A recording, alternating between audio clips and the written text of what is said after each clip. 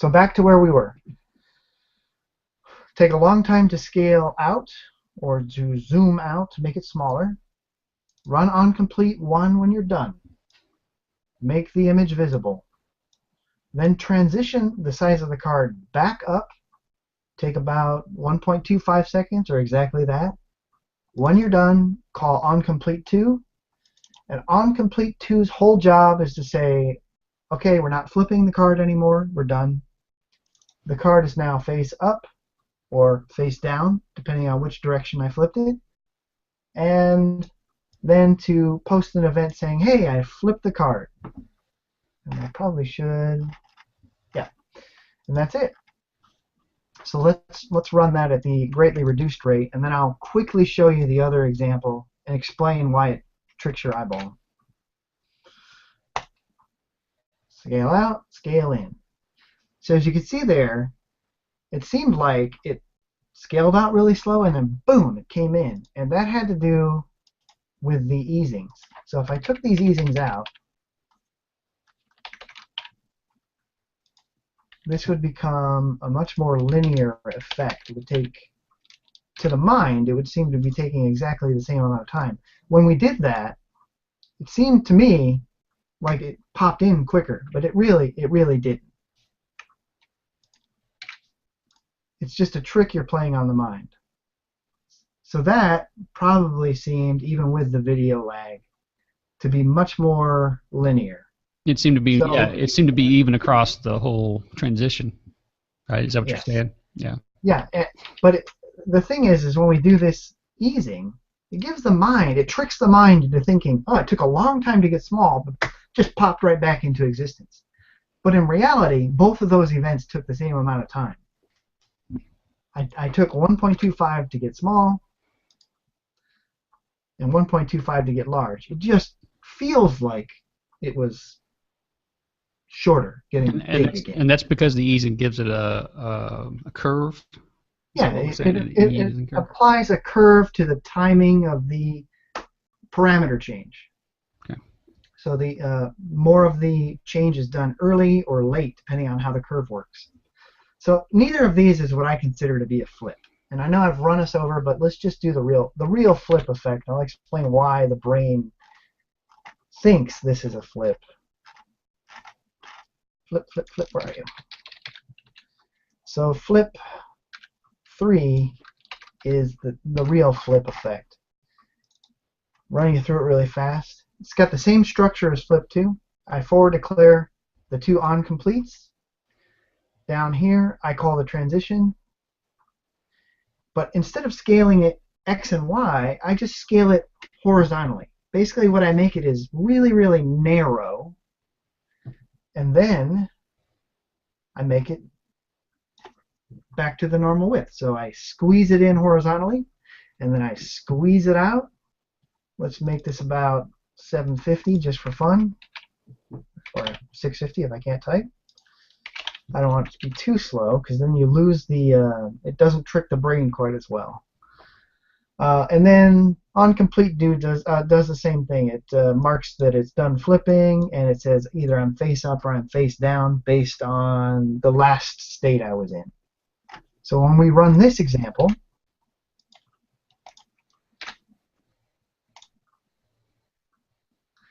it gives the mind the impression that it's actually rotating the card about a central axis. It can trick you into thinking that. I mean, what do you guys think? Does it feel like that's rotating? Yeah, the slower it goes, seems like a very simple version of it. The brain says, nah, that's not rotating. If it goes really slowly, then you can start to see that it's just expanding or shrinking horizontally. But the brain's not equipped to handle this, so what it does is it says, what's the nearest thing that I've seen before? That's what must be going on. Barry says, do it again. Yeah. So there it is again. And I'm just going to redo it. It's going to reshrink them.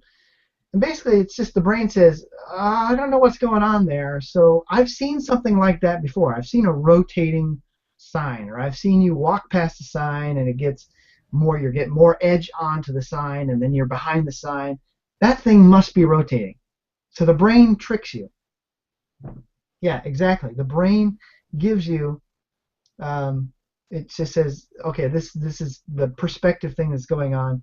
I saw an interesting show, a side note here, but the brain does this all the time. It's when it doesn't have the information it needs, it simply fills in with something that it has seen before or has interpreted before as the next best rule.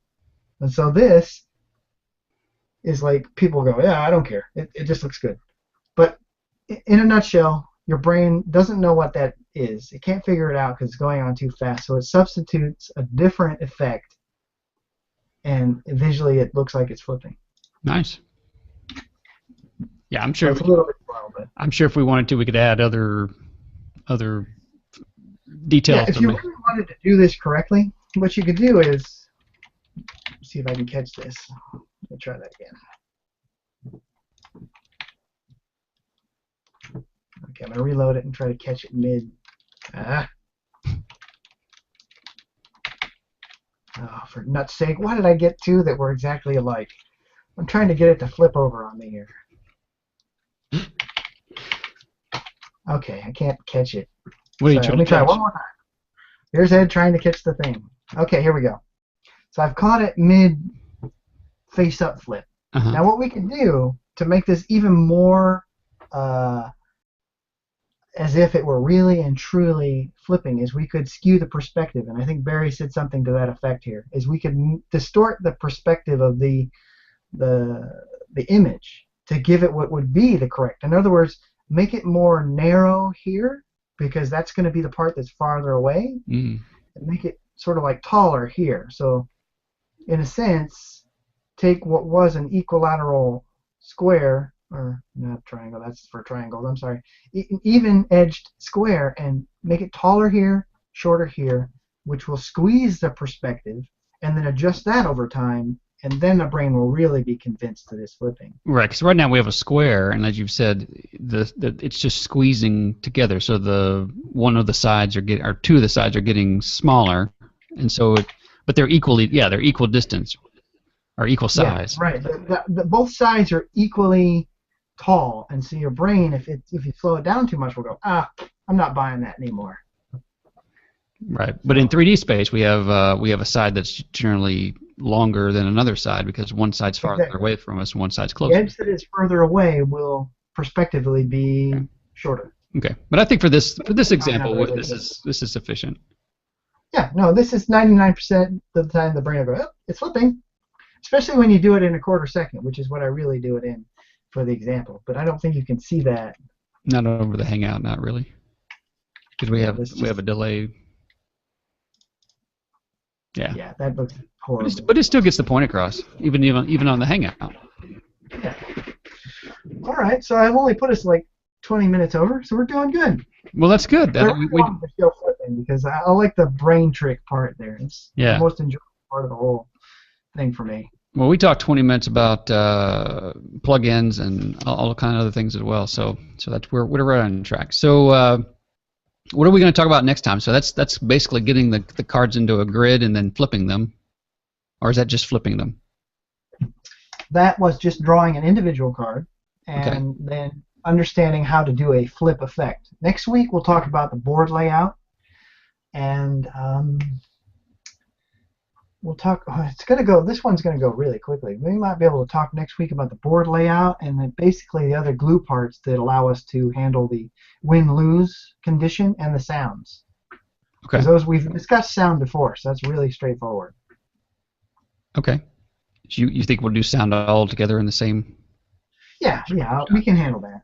Okay, we'll shoot for it. Okay, well there you go.